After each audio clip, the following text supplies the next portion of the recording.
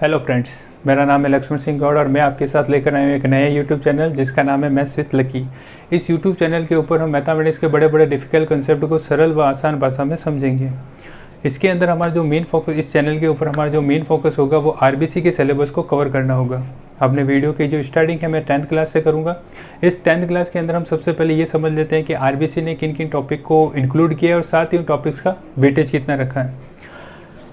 मैंने आरबीसी ने 10th class के अंदर जो जो टॉपिक्स इंक्लूड किए हैं उसको मैंने ब्लैक बोर्ड के ऊपर पहले से लिख लिया है और आपको ये पहले से बता देता हूँ कि मैं ये जो भी नंबर डिस्ट्रीब्यूशन आपको बता रहा हूँ वो 2019 और 20 के सेशन के अनुसार मैं आपको बता रहा हूँ। 2020 और 21 का नई नोटिफिकेशन फ़िलहाल हमारे पास है नहीं। इसके अकॉर्डिंग मैं अभी पहले स्टार्ट में आपको बता देता हूँ कि ये जो वैदिक गणित है वो 4 नंबर का टॉपिक है हमारा। इसमें 2 तरह के प्रश्न हमारे पास पूछे जाते हैं, 1 नंबर के 2 प्रश्न और 2 नंबर का 1 प्रश्न पूछा जाता है। अगला टॉपिक हमारे पास है वास्तविक संख्याएं, जो कि 3 नंबर का टॉपिक है और इसमें भी 2 तरह के प्रश्न पूछे जाते हैं, 1 नंबर का 1 होता है और 2 नंबर का 1 प्रश्न हमारे पास आ जाता है। अगला टॉपिक हमारे पास है बहुपद, जो कि 3 नंबर का है और इसमें 3 नंबर का 1 ही प्रश्न पूछा जाता है। अगला टॉपिक हमारे पास होता है 2 चरों के रैखिक समीकरण तथा असमीकरण, ये हमारा 6 नंबर का टॉपिक है।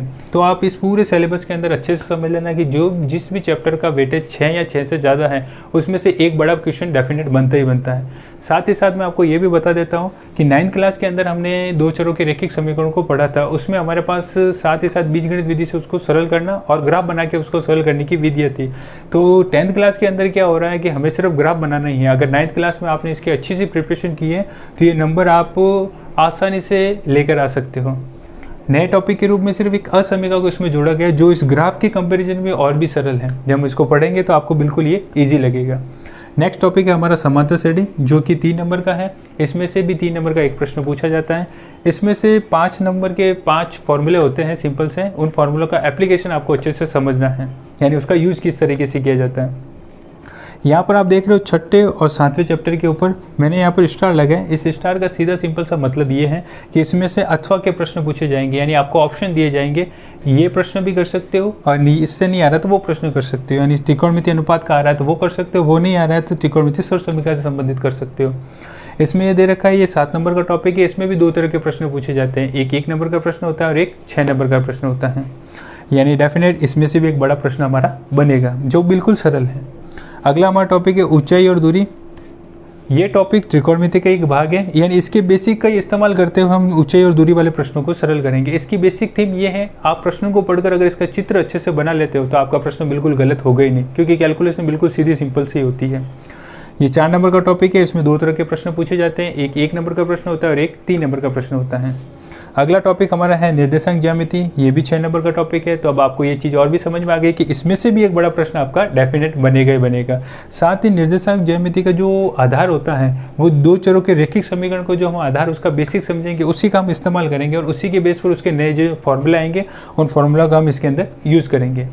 अगला टॉपिक हमारे पास है बिंदुपथ, ये 4 नंबर का टॉपिक है। इसमें 2 तरह के प्रश्न पूछे जाते हैं, एक प्रश्न आता है 1 नंबर का और एक प्रश्न आपका आता है 3 नंबर का। नेक्स्ट अगला टॉपिक हमारे पास है समरूपता, व्रत और स्पर्शरेखा। इसके ऊपर भी देखो मैंने यहाँ पर स्टार लगाया हुआ है। इस स्टार का सीधा सिंपल सा मतलब ये है कि आपको इसमें अथवा वाले प्रश्न पूछे जाएंगे। अथवा में भी कौन से होंगे, समरूपता और व्रत, इन दोनों में ऑप्शन आपको दिए जाएंगे। यहाँ पर देखिए ओवरऑल तीनों चैप्टर मिलकर 13 नंबर का टॉपिक हमारे पास बनता है। इसमें से क्या होता है, 1 नंबर का 1 प्रश्न आता है, 3 नंबर के आपके पास 2 प्रश्न आते हैं और 6 नंबर का 1 प्रश्न आता है। ये 6 नंबर वाला प्रश्न नहीं होगा, आपको अथवा में होगा, या तो समरूपता वाला कर सकते हो या व्रत और स्पर्शरेखा से संबंधित जो प्रश्न है वो कर सकते हो आप। अगला हमारे पास टॉपिक है रचनाएं, ये 3 नंबर का टॉपिक है, इसमें से 1 प्रश्न आता है। अगला हमारा टॉपिक है 15वां वृत्तीय परिधि और क्षेत्रफल, 5 नंबर का टॉपिक है, 2 तरह के प्रश्न आते हैं, एक 2 नंबर का प्रश्न और एक 3 नंबर का प्रश्न। 16वां टॉपिक पृष्ठ क्षेत्रफल और आयतन, ये भी 5 नंबर का टॉपिक है। इसमें भी 2 नंबर का प्रश्न और एक 3 नंबर का प्रश्न हमारे पास पूछा जाता है। ये दोनों चैप्टर अगर आप देखो, इसके ऊपर अगर फॉर्मूलों के आप अच्छे से कमांड कर लेते हो, फॉर्मूले अच्छे से याद कर लेते हो तो ये 10 नंबर आपके कहीं पे जाने वाले नहीं है, बिल्कुल फिक्स हो जाएंगे। बात करता हूँ 16वें टॉपिक की, तो जो 9th क्लास में आपने घन और घनाभ के बारे में पढ़ा था उसी से रिलेटेड हम आगे और नई नई आकृतियों के बारे में पढ़ेंगे। घन और घनाभ तो आपको इसमें 10th क्लास के अंदर मिलेंगे, साथ ही साथ इसके अंदर बेलन है, खोखला बेलन है, शंकु है, गोला है, अर्धगोला है, खोखला गोला है, गोलीय कोश है, इसके बारे में चर्चा करेंगे। अगला टॉपिक हमारा है केंद्र प्रवृत्ति के माप, इसके अंदर हमारे पास माध्य, माध्यक तथा बहुलक है। इसमें से भी देखो 6 नंबर का टॉपिक है, तो डेफिनेट इसमें से एक बड़ा प्रश्न आएगा। इस पूरे नंबर डिस्ट्रीब्यूशन का अगर मैं डिस्कशन करता हूं और आपको ये कहता हूं कि सबसे सरल टॉपिक अगर कोई होगा तो ये 17वां टॉपिक होगा। इसमें से आप बड़ी आसानी से कुछ लिमिटेड फॉर्मूले वो याद करने और उनका अच्छे से इस्तेमाल करना, और ये प्रश्न बड़ी आसानी से आप कर सकते हो। 6 नंबर बड़ी आसानी से आप लेकर आ सकते हो।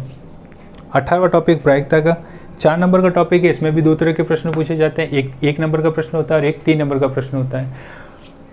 अगला हमारे पास है 1900 सड़क सुरक्षा से संबंधित, ये 4 नंबर का टॉपिक है। इसमें भी दो तरह के प्रश्न होते हैं, एक नंबर के 2 प्रश्न होते हैं और 2 नंबर का 1 प्रश्न होता है।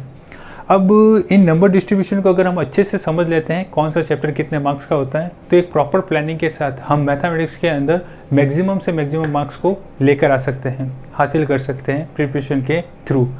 अब हमारा बस यही कहना है, अगर आपको मेरा ये वीडियो अच्छा लगा है तो आप इस वीडियो को लाइक, शेयर और सब्सक्राइब ज़रूर करें। सब्सक्राइब करते ही बेल आइकन को हिट ज़रूर करें ताकि इस 10th क्लास से रिलेटेड जो भी नए वीडियो है उसकी नोटिफिकेशन तुरंत आपके पास पहुंच जाए। Thank you very much.